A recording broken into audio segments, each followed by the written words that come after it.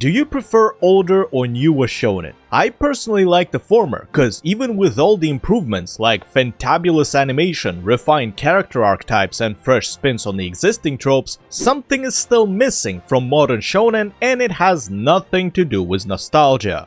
Hello comrade, my name is Mahis. Come, get yourself a beverage and sit down with me. We got a war to start.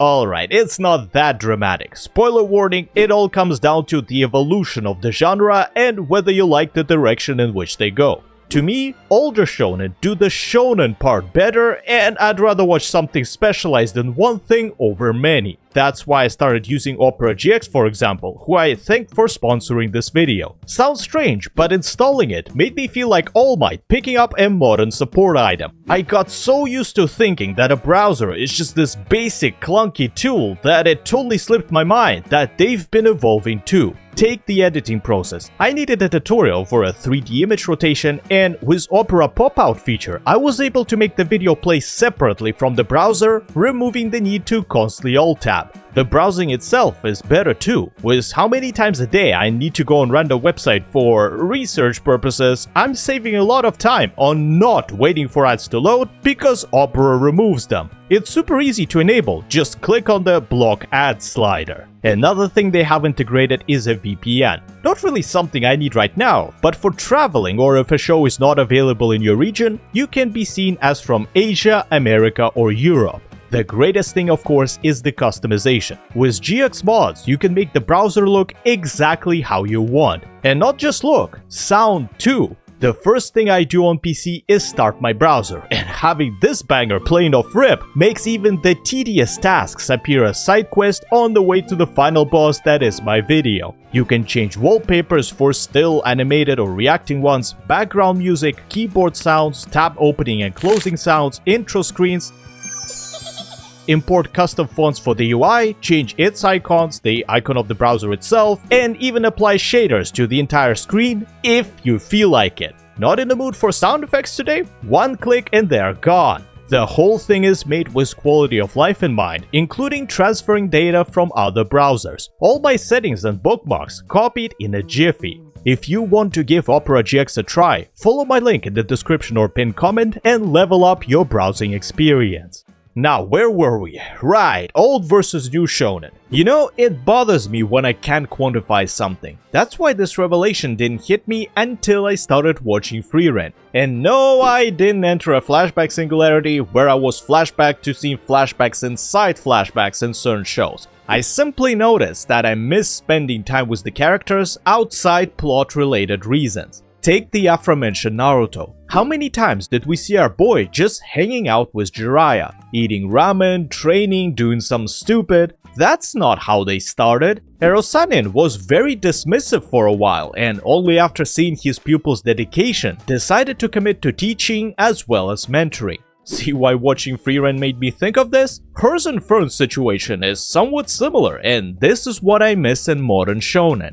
Gojo took Megumi and Yuji under his wing, without any friction. They became best pals right away, minus that one interaction with Fushiguro, so when the sealing time came, I didn't really feel like the villains took anything personally important away from them. He's the strongest sorcerer and vital to the maintenance of the current world order, but that's about it. Not even Shoko or Utahime were shown to grieve much, contrary to how Yaga reacted to Geto going rogue. Same thing in Chainsaw Man. I didn't care for Himeno's death one bit. Sure, on a human level I was like, well, that sucks. But from the storytelling perspective, I wasn't interested because I just didn't spend enough time with her. That's the issue I'm having. The plot moves too fast from one key event to another, leaving no room for meaningful character building. It can still be complex, deep, or simply interesting, yet that doesn't mean the viewer is attached to them. Wait, what about Rengoku for instance? How much screen time did he have? Not a lot, even by current standards, and despite that, his death touched me and the community too, more than others from the same exact show. Or what about Gyotaro or Kokushibo? They were single arc antagonists for crying out loud, and people loved them more than a good chunk of the cast. That's because there was friction and some meaningful interactions between characters, like the conversation in the Infinity Castle and Tanjiro talking to Gyotaro about being an older brother. Was he evil? Absolutely. Was he absolutely evil? No. All he wanted was to survive and protect his sister, something any human can relate to, and sadly failed because he started life on an ultra-hardcore difficulty. You can make a short-term character feel impactful, so time itself isn't an issue, but what is? As much as I want it to be, the answer to old versus new shonen is not simple, which is evident by the amount of discussions people have on this topic. Let's take a giant step back and establish what are we even talking about. There are many ways to frame this: classic, modern, old school, contemporary, new gen, old gen, so let me introduce you to how I look at the shonen genre over the last few decades. Yes, we're talking shonen, as in a conventional battle shonen from late 90s onward. No Fist of the North Star or JoJo for that matter, cause that's its own, special category. We have old school, traditional, and modern. Pretty simple distinction. Old school is a long, straightforward, fights-oriented story of ever-escalating threats that may or may not eventually end. Examples include Dragon Ball, the progenitor so to speak, the Big Three, and so on. Traditional is the same core stuff, but condensed into a shorter format with a more intricate story, character depth, and world building while maintaining its general simplicity. Fullmetal Alchemist is the best example, followed by anything from Samurai Champloo and Chrono Crusade to My Hero Academia and Demon Slayer. It's very broad. The modern, on the other hand, is a significant departure from the core shonen, whether in being quote-unquote darker like Jujutsu Kaisen, Chainsaw Man, Hell's Paradise, or incorporating other genres / putting a new twist on the existing ones like with Spy Family and Frieren.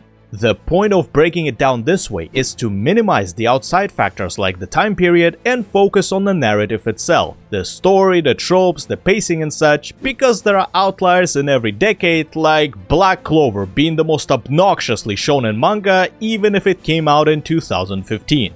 That said, there is another layer to this, and it's very important as this particular concept, at least in my opinion, explains why the Big Three includes One Piece, Naruto, and Bleach specifically. It's what keeps the story together. Let me visualize. Each one of these has an overarching plot thread that holds the entirety of the narrative together, and it directly ties to the main character's goal. I will become the Pirate King, I will become the Hokage, I will protect my family and friends. Everything else is strung onto this thread. It's the Alpha and Omega established as early as chapter 1, so we know exactly where the story goes, which makes it much more digestible. The other type of the narrative writing is what I call a chain link type, characterized by the story parts being connected to each other rather than some solid overarching idea. There is still a general concept all throughout, but it's much more flexible, allowing for major shifts like the Shibuya incident, which drastically changed the mood of the show. You could say, well, Yuji is similar to Ichigo in the sense of having an overarching goal of wanting to protect those he cares about, and I respond with, is he though? The whole idea of helping others came from his grandpa, and he himself barely has any convictions other than doing something only I can do in regards to Sukuna and ensuring people experience a proper death, which he also doesn't quite understand. I'd actually argue it's a good thing, cause self-discovery is great for character writing purposes, but when it comes to a solid inner motivation, Itadori is sorely lacking and just goes with the flow. Being a cog might qualify as one, yet again, how long did it take him to get there, as opposed to Strawberry fighting for his friends as early as middle school? Remember how I brought up straightforward when talking about old school shonen? That is something we should talk about more often because, like it or not, the Demon Slayer success, for example, is equal parts outstanding production value and its simplicity. You don't need to know much about the story just to click on a random part of an episode and understand exactly what's going on. These are the good guys, they're fighting the bad guys. If not, it's the good guys preparing to fight the bad guys or the bad guys conspiring against the good guys. That's it, pure entertainment. However, what do you get if you stretch these arcs apart and add a bit of downtime, setup, world building, or otherwise let the viewer spend quality time with the story? You get a Big Three shonen. That's why I love MHA so much. It's still not as good as FMAB, has many power scaling issues and questionable writing at times, but it gives me the satisfaction of spending quality time with both the heroes and the villains. Side characters are often a point of contention for shonen, with the exception of Hunter x Hunter and One Piece, who are in a league of their own. My Hero Academia is the only shonen I've seen recently that at least tries to make its cast do something outside fighting second, third tier villains or being damsels in distress. People seem to forget how little attention characters like Chad or Ehime, half of Konoha 11, received, or how irrelevant much of Dragon Ball cast became over the years. That's the third complicated issue. Introducing too many characters creates a vicious cycle. Developing them lengthens the story, which demands new plot points and even more characters to keep readers engaged. Only a select few of animes found this delicate balance, so this isn't really part of the old versus new discussion. But of all the stories that manage to do it, most of them fall under traditional or old school category. Back to simplicity and straightforwardness. A character like Denji has the most normal goals in life. Find a place to sleep, eat delicious food, maybe get a friend or two, and squeeze some titties. A man, or my man, for going after something reasonable, as opposed to an impossible task like becoming a wizard king, which I certainly will never achieve myself and thus can't relate to as much. Yet where do we go after episode 5, since he has already fulfilled all of the above? Up the Maslow's hierarchy of needs? Alright, does that mean I should be expecting Denji to be happily married at the end of the series, with a couple of kids, a house, and his own rewarding business that will solidify his legacy? Somehow I doubt that he will gradually go from a bum to a well-respected member of society, and instead will likely be thrown into a torrent of misery, leading him to fighting for his life and sanity. Sounds like an interesting premise, not gonna lie, but with such a broad range of expectations, even the slightest disconnect between where I thought the story was going and where it actually went can create a repulsion, making me less invested in this narrative. Not saying this is how Chainsaw Man is going to go, I've never read it or seen the bomb arc yet. However, there are plenty examples of such dissonance, with the brightest one being the Death Note. If you asked me mid-show how the story will end, I 100% wouldn't have told you that I'm expecting Light to kill L and have some random kids arrive to finish the job in his stead. Most modern shonen suffer from this issue, where the viewer doesn't really know which way the story will go. Actually, I shouldn't say suffer, because it's a good thing for that wow factor and keeping the audience on the edge of the seat. Short term works fantastic, as long as the author doesn't do anything too rash. But long term, how many of these shows will be remembered 5-10 years from now? No idea. And that's the other difference I noticed. The older shonen that we remember the most all had one solid main character goal that was reinforced in almost every episode. Pavlov be damned, it fucking works. You repeat I'm searching for the Philosopher's Stone enough times, and now I associate everything related to Full Metal Alchemist, which is further shoved into my brain by a captivating story, making it a title I'll remember even after going senile. The modern shonen doesn't do that, and relies primarily on keeping the action going so as to not look repetitive or seem boring. The attention span of people has decreased dramatically, and although I said I won't bring outside factors into this discussion, such changes in overall viewer preferences cannot be ignored. Everything is fighting for your attention. The games, the social media, the news, the ads, it's pandemonium out there. So just like MMOs are dying because no one can afford investing time into something that might not bring them enough value over however long they expect to play it, the anime industry follows suit. That's why I think Oda is a psyop, to see if you can Stockholm Syndrome the masses. Which other anime will make a person say, oh, I just started watching One Piece, and I'm on episode 200 in 4 days, and I think I'm finally starting to get into it. What? Most people drop shows within an episode or two, and you are 200 deep and still don't know whether you like it or not? At this point, there's a whole new generation growing whose parents are getting them hooked from a young age, condemning them to the life of a One Piece fan. Anyway, tinfoil hats aside, it's the combination of several factors like an engaging story, constant reinforcement of its core principles, and the sheer length of the adventure that kept One Piece at the top of the charts for almost 30 years. The way I think about old versus new shonen debate is whether you want continuous small hits of dopamine or you'd prefer greater volumes at larger intervals. The modern shonen doesn't have the time to build up something for too long because A. people lose interest, or B. thanks to the internet, they invent their own fanfics and get disappointed when the story goes somewhere else. The UA Trader is an example of that, as it was such a prominent issue in early seasons but was completely absent in 4th, 5th and 6th, only to be brought back at the very end. It just stopped being reinforced, so the viewers assumed it was forgotten by the author, resulting in very mixed opinions on the subject. That isn't to say the newer shows don't build up like they used to. From MHA we have All for One, whose introduction was one of the highlights of the entire series. Chainsaw Man, Blue Lock and many others do that too, but given their unfinished status, I wouldn't want to spoil.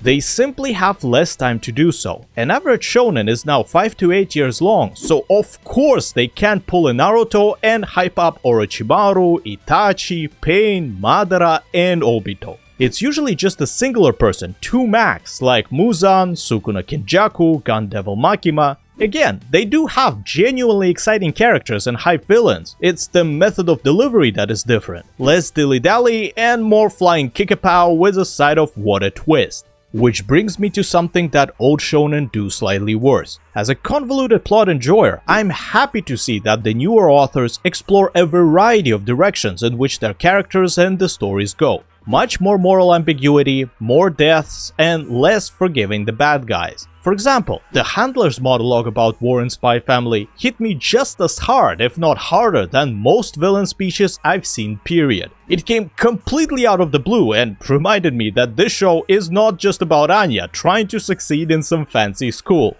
I wonder if it has to do with a broader demographic that is now exposed to anime in comparison to how it was seen as kids stuff back in 2000s. Attack on Titan might have something to say about that, but I refuse to accept it as a shonen, so we'll skip it.